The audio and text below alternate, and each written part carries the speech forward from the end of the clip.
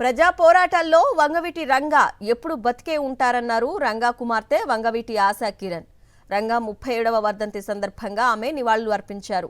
తన తండ్రి జీవితం అందరికీ ఆదర్శమని, భౌతికంగా దూరమైన ఆశయాల్లో బతికే ఉంటారన్నారు. తాను ఏ పార్టీలోకి వెళ్లడం లేదని, తాను ఎవరిని విడదీయడానికి రాలేదని ఈ సందర్భంగా స్పష్టం చేశారు.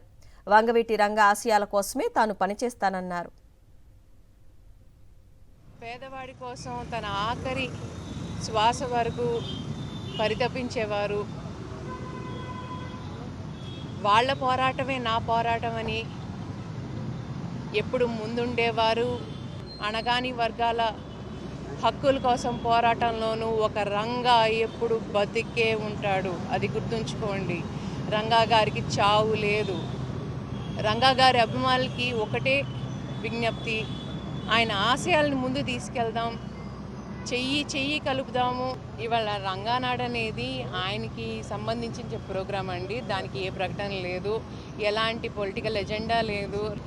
రాజకీయ లబ్ధి కోసమో లేకపోతే ధన మోహంతోనో ఏ వర్గాన్ని విడదీయటానికో నేను రావట్లేదు.